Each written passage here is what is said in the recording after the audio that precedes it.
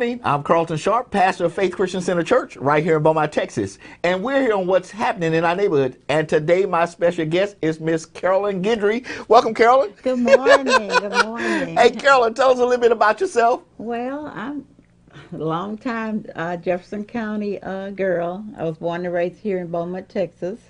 I have two beautiful older children, thank God. But I have one beautiful grandbaby now, grandson, and he's 18 months. Oh, so it sounds like you spoiling him already. that is my joy right now.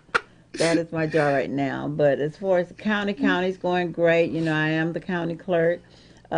We stay pretty busy over there, documenting all the records. We keep the official public records for the county. Right. But one of my other main functions is to do the elections for the county. You know, I was going to ask you, because people may be watching today who don't know what the county clerk does. I mean, explain to us, what do you actually do? Oh, well, we touch everybody's lives, because if you get married, you come to us for your marriage license.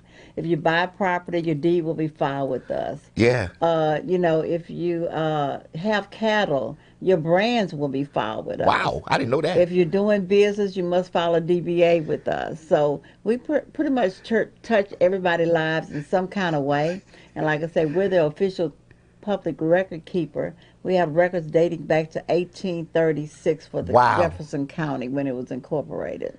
Wow. Yes, yes. And so you have to keep up with all that. We have to keep up with all of that. Plus. And keep it in good order. And keep it in good order, plus handle all of the elections that come our way. Exactly, exactly. So now, tomorrow is early voting. Yes. For our election. Yes, it's here already. It's here already. Oh, my God. So now, talk to us about the primary system. Okay, well, of course, we have the Democrat in Texas right now. We only have Democrat and Republican primary. They're the only two parties that, you know, have chosen to have primary elections. So thank God now, because of the new voting technology, we're able to have them jointly. So when you go to the polling location, the clerk will allow you to select which party you want to vote in. Okay. So you can vote Democrat or you can vote Republican, depending on what your choice is. And the ballot for that particular election for your precinct will come up. Okay, now explain to the viewers today that if you do vote in either Republican or the Democratic primary, that if there's a runoff, you can't go back to the other side. No, you have to stick within that primary. If you start off in the Democratic primary, you will vote in the runoff of the Democratic primary. You cannot cross over. Okay, what about independents, libertarians, and Green Party? Well, independents, libertarians, and Green parties don't have primary elections. A lot of their candidates will petition to be on the ballot in November, and some will not. They would just pay the fine. The filing fee. So if they petition and they have a petition signed, they must have a petition signed by voters that's saying, I did not participate in either the Democrat or Republican primary. That makes them eligible to sign their petition. So if any independent, libertarian, or Green Party wants to vote in the Democratic or Republican primary, they must not sign a petition. Oh. Okay. For somebody to be on the ballot. Gotcha. So they're actually to have a write-in candidate. Right. They're not. They're going to actually be on the ballot. They won't be write-in. Their name will actually display on the ballot in November. So that's so important that people need to understand that you can't be flip-flopping back and forth. No. No. Of course, in November, you know, it's like open ballot. You can vote for any candidate you want. You can vote for some Democrats, some Republicans. It's your choice how you want to vote in the different races. Okay, so tomorrow starts the early voting. That's correct. So your office is going to be... We're already buzzing. We've had all the equipment delivered already, and the last thing that we have to put out is some signs about the parking, because we want to make sure that our voters have adequate parking when they go to vote and don't have to walk long distances. So talk to us about the efficiency of the system that we have here in Jefferson County, because I can recall many years ago we used... Is that the year we made CNN? So talk to us about that. Well, we have the Hart E-Slate system, which we use the wheel, And I mean, it's a very good system. It's a very reliable system. That's the main thing. The system we had prior to was touchscreen, and it had a lot of calibrations issues. We don't have those issues with this heart system. So I think all of the voters in Jefferson County have gotten accustomed to it. It's the same use system that's used in Harris County, that's used in Chambers County. It's one of the most popular systems. There's only two vendors that sell election equipment, so we've been very happy with it since we made the changeover. We don't make the news as much. Okay. So now, with all of this stuff going on with hacking of our systems and stuff like that, how can the voters be assured that our systems are not hacked? I'm glad you asked me that. For one thing, our system is not connected to any type of internet at all, the voting system itself. Now, when you go to register the voting database, which is our poll pads, we are connected to the internet because that's how we can tell we have real-time voter check-in. So a voter cannot leave, say, Rogers Park and go over to John's Library and vote again because we have real-time. It's updated that's just good. immediately. But that's only on the voter registration database. When you start talking about the voting machines and the voting system itself, there is no internet connection whatsoever. So when you talk about the database, so people understand. So when you walk up to the table, Right. you have to present your driver's license. That's correct. And they scan it, Yes. the back of it, and Yes. then you have to sign off saying that that's you, Right. and this is the correct address. Right. And so that system, you're able to know who voted that day. That's correct. Immediately. Immediately. It uploads. It uploads every few seconds because just think about it. You could actually leave one location, drive across town, and go vote again Yeah. if we didn't have that system in place. But that was one of the requirements in order for us to be vote centers, for you to be able to vote anywhere. One of the requirements of the Secretary of State. Now- you had to have real-time database. So mentioning that, so now those of us who live in this county can vote anywhere. Anywhere. So if you're driving in Port Arthur, in Nederland, in Port Neches, or in Beaumont, you could stop and vote. Anywhere within the county that we have a voting location. Wow. Yes. So that means that people are without excuse. No excuses. It used to be I can't get back to my precinct in time. Right. I work out here. I can't get back to my precinct in time. There are no excuses. We have 38 polling locations on election day that they can go to, Wow. any one of them. And we have 11 early voting locations, by the way. Wow. So 11 early voting locations, and then 38 on March the 3rd. That's correct. Now, okay, so the early voting begins tomorrow. Tomorrow. And so You keep reminding me of that. Look, I understand. You're like, no, woo, I can't wait till it's over. But now, what are the times for the early voting? Okay, well, early voting the first week is going to be from 8 to 5.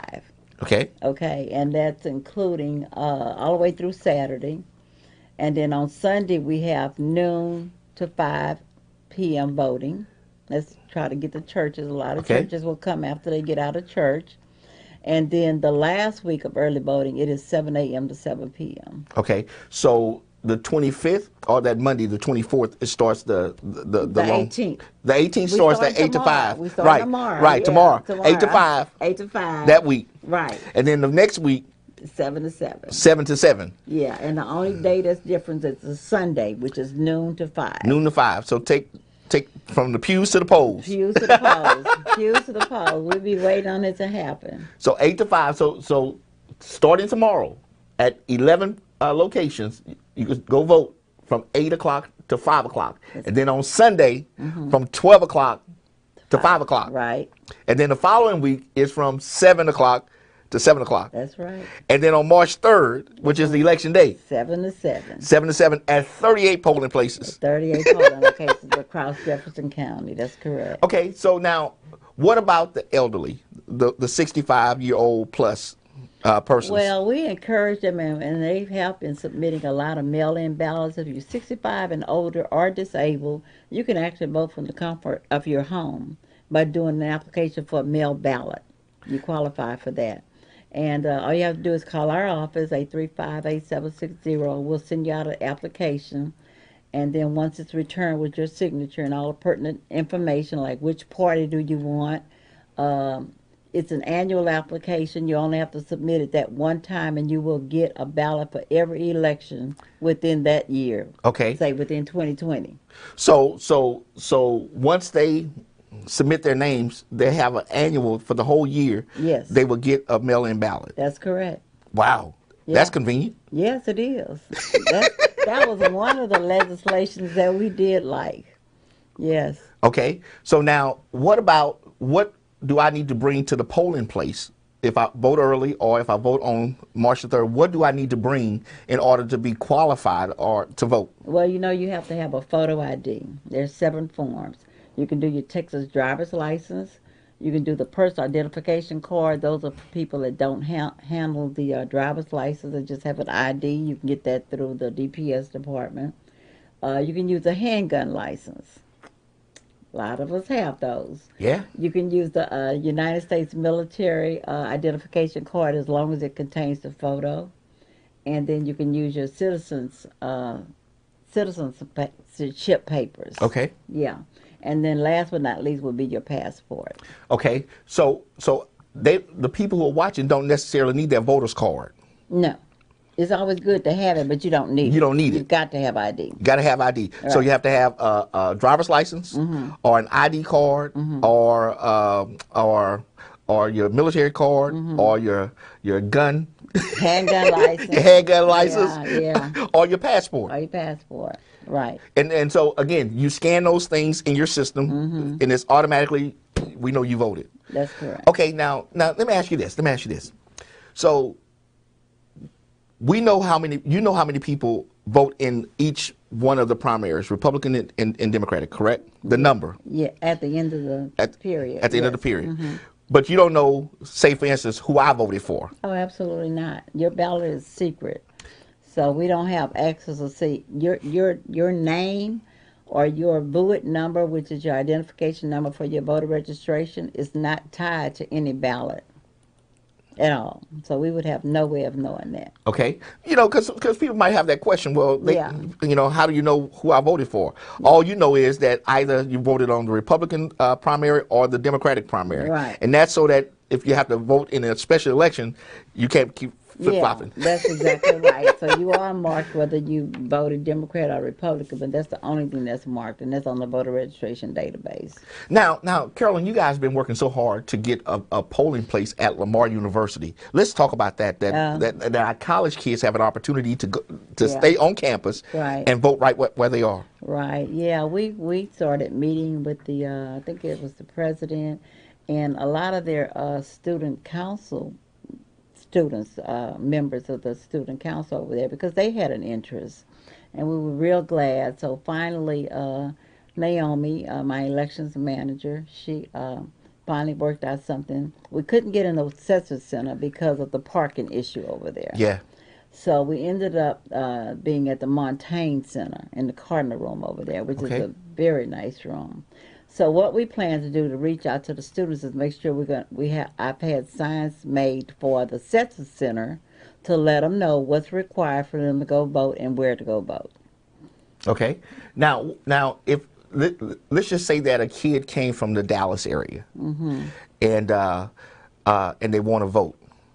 So, what's the process for them when it comes down to election time? Okay, and I have covered that on the board as well. We're going to be posting for them at the Cesar Center. If you are registered in another county and you have not secured a mail-in ballot, which you could have done because you're absent from the county, and you want to vote here in Jefferson County, and you do have a residence here to change your voter registration to, then you must come down during the early voting period only at the main courthouse, which is 1085 Pearl Street. Okay. And you can vote a limited ballot, which means that you can only vote on your federal and state elections. Okay. Nothing to do with the county itself, but only on federal and state. So you don't have to drive back home to go vote? No. You can vote for the state and for the federal election right here? Right. Okay. Now, what about my child went away to college? Ah. And my child is in Timbuktu at College XYZ. Okay. Can my child still vote? Oh, yeah. We mail ballots all over the world, especially for the military. But college students, all they have to do is apply, regular application for a mail ballot, give us an address, give us the address where they're registered first of all, and then give us the address that they want the ballot mailed to, as long as it's outside of Jefferson County. They qualify for a mail ballot. So my child has no excuse for not voting. No, he doesn't. And I hope you get on them too. That's right. Look, I say, look, you got to go vote. Yeah. You got to go vote. No excuse. No excuse. There's no excuse for not voting these days, period. Period. Because we all need to be involved. Okay. All right. Another question. I got a high schooler. Not me. My kids are grown, but I'm just saying the people are watching. They got a kid that's in high school, and they are 17 years old and 10 months. You know, if I could have gotten them registered before this election, could they have voted? Absolutely. 17 years and 10 months, they can register to vote, and that means they're going to be 18 by the election day. Wow. So, Yeah. so explain to the parents why it's so important to get our kids involved now in this process, because if they learn how to do it now, it's a continuous process. Yeah, and they do, because, you know, what we do in the elections department, we even go out and have the elections for the student bodies and the homecoming queens and kings, so the kids will be used to the voting machines. I didn't know that. That's pretty interesting. They can use it better than some of us grown folks do, you know. But the idea is not for them just to be voting to be voting. They need to understand why they're voting and what impact it has. You know, when you start at the lower government, what impacts, you know, your livelihood here in Jefferson County. When you start talking about state reps and stuff, what impacts, you know, the benefits and stuff that we have in the schools and stuff. I spoke to students a while back and just explained to them when the busing got cut. I don't know if you remember that. And like I explained to them, that all has to do with the people that you elect. You know, your busing funds got cut. They couldn't have the kids after school anymore. Yeah. You know, so I think if they would realize what they're voting for, why they're voting for it, not just vote, but have an understanding of what all's involved and what you stand to gain or lose, then we could get more people adamant about voting. You know, one of the things that I heard you say, that your local elections affect you quite differently than your federal and your state. Absolutely. I mean, that is right. I mean, right into your bloodstream. Absolutely. You know, we have raggedy streets, and you know, we have a lot of issues here. You know, the flooding issues and stuff like that. We're talking about just not just for local, even DD6, DD7, you know, all the people that control our livelihood when something disastrous happen. So, yeah, I mean, voting is very important. Very important. Very. You know, and some people might be watching, they say, well, one vote doesn't matter. Oh, it does. It does. Because elections in our area swing on just a couple of hundred votes. Yeah, it does matter. Every vote counts and every vote matters, because that means you've had a voice. You know, if nothing else, you've given voice to what you want. Okay. Now, Carolyn, now to expedite the process, how can people find out who's on the ballot? You know? Well, we have sample ballots, and they're posted on our website. And I'm going to put that right on the screen so they'll know. It's Jefferson elections with an S.com, www.jeffersonelections.com. And you go there and get the ballot. Right. If you go to that website, there are some tabs to the top, and you can actually tab down, and you can see the sample ballots for both primaries, the Democrat and the Republican primary. And it includes all the candidates. Now, you may not be able to vote for all the candidates depending on what area you live in, but it has a list of all the candidates that's on the ballot. Okay, and there it is right there, still on the screen. And the number for the elections department is 409-835-8760. Again, that number is 835-8760. So you have that right there on your screen. Hey, Carolyn, one other thing, I heard this, that in November election, that it won't be any more straight party No voting. more straight party voting. Oh my goodness. Yeah. So how do we educate people to know that after this election in March, come November, you just can't hit one button? No, you can't hit one button in this election, but they're so used to custom doing it in November. We get a lot of straight party voting on both sides of the aisle. But it's important, first of all, for you to study your ballot, know your ballot, pull that sample ballot down. You can even mark ahead of time who you want to vote for. You don't have to go in there and try to remember everything. You can mark it on that ballot, and you can actually bring that sample ballot to the polling location with you to assist you. Gotcha. Yes, it is allowed now. So we're hoping that we can get people conditioned to do that, because you got to realize now it's going to take more time to vote. Yeah. It's going to be a little bit more waiting time. Yeah. If you're going through the whole ballot, because the ballot is pretty long. Yeah. So you want to make sure that you're prepared when you go to the polls and vote. But of course, as always, each candidate will have outside their name their party affiliation. Okay. Some people may just be looking for parties and go down the line. But whatever method that you want to do, prepare and read that sample ballot. Don't let that be your first time you're going to see those names. Yeah, exactly. Again, look, you can go to their website, Jefferson Elections with a S.com, or give them a call at 409-835-8760 to get more information. Now, Carolyn, in our closing moments, let's give those dates again and the times of the elections. Okay, early voting starts tomorrow. February the 18th. You got to go out and vote tomorrow. February the 18th. And February the 18th through February the 22nd, the times will be 8 a.m. to 5 p.m. Sunday, February 23rd, will be noon to 5 p.m. And then the last week of early voting, February the 24th through February the 28th, you will be able to vote 7 a.m. to 7 p.m.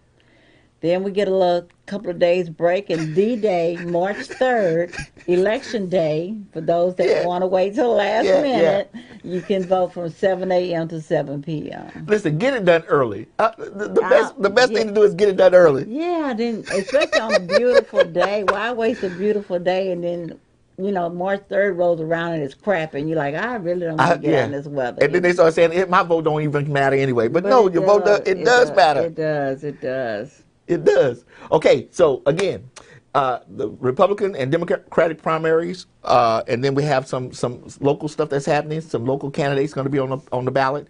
But you can get that information again. Go to Jefferson Elections with a S.com. And it's right on the bottom of your screen, or call them at 409-835-8760. Again, that number is 409-835-8760. Again, early voting begins tomorrow. Tomorrow. It's going to be a beautiful day. Get out tomorrow. Tomorrow. I'm hoping it's going to be a beautiful day because it's cold. Yeah, it's cold, but still, get out and vote. Okay? Now, 11 polling places for early voting, 38 polling places for Election Day on March the 3rd, 2020, 7 o'clock to 7 o'clock on that day. Anything we missed? No, other than if they can't pull down the sample ballot from the website, if they don't have a computer or whatever, we do have plenty of sample ballots in the office. They're more than welcome to come by and get it, and they'll always have them at the polling locations as well. Good. And one other thing I want to add, when you go to vote, if you're not sure about something that should be on your ballot that's not on your ballot, do not cast your ballot. Contact the election clerk and have them straighten it out before you. Because once you cast that ballot, it's like dropping it in the ballot box. We can't retrieve it for you to fix it. So before we gotta deal with that now. So what are you talking about with that one? Okay, I'm just saying. Well, make sure you know that we've had people to say, well, I didn't see so and so on my ballot, but they waited till after the fact and they had already cast their ballot. Oh, after they pressed that button. Yeah, like, well, can I vote again? No, you only get one vote, so you only get one chance to get it right. So if it's not right, they can always cancel what's up on your screen. Gotcha. And let you start over later. But let's straighten out where the problem is first before you cast That's your a ballot. That's a good point. Yes. Don't press that button. Don't press that button unless it's everything that you wanted on that ballot. And it prompts you to go through your page by page. Page by page. Is this who you voted for? Is this correct? So I mean, it gives you that opportunity. Right. But what you're saying is, if something is not correct, they could get a polling volunteer to come over and help you. Right. To take care of it. And I always say, if you're not satisfied with what they're telling you, have them call me. Because I have gone out to many polling locations if I need to, because we're going to make sure that every vote counts and no voter is disenfranchised. That's good. That's good. Absolutely. So if you're not satisfied with what the election clerk is telling you, just have them call Carolyn Guidry, and I'll be there. He'll be there. I'll be there. Just call your name. That's right. Hey, listen. All right. Again, here. Let's see if we can wrap this thing up. Election day. Early voting starts tomorrow. Tomorrow. Early voting starts tomorrow from 8 to 5. Sunday. This coming Sunday, 12 to 5. And then next week, 7 to 7 at the polling places. Right. And then on March the 3rd is from 7 to 7 at 38 polling places. So anywhere in the county, and you can vote anywhere. Anywhere. Anywhere in the county. Yeah, and I hope you're challenging all these churches to get out. Yes. Pews to the polls. Pews to the poll. I try to get mine early. Y'all get out there early. Okay, yeah, absolutely. Okay. Also, you need a photo ID, whether it's a driver's license, whether it's an ID, whether it's your gun license, whether it's your passport or military, any form of ID. You don't need the card. You don't need your voter's registration You don't card. have to have it, no. But you do need some form of identification. Those of you who are 65 and older, you could ask for a mail-in ballot.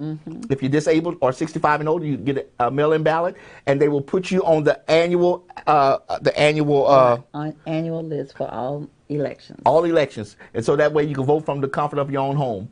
And those of you who are young, get out and vote. You're at Lamar University, get out and vote. I mean, look, we're gonna get everybody to get out and vote. Yes, absolutely. I appreciate that.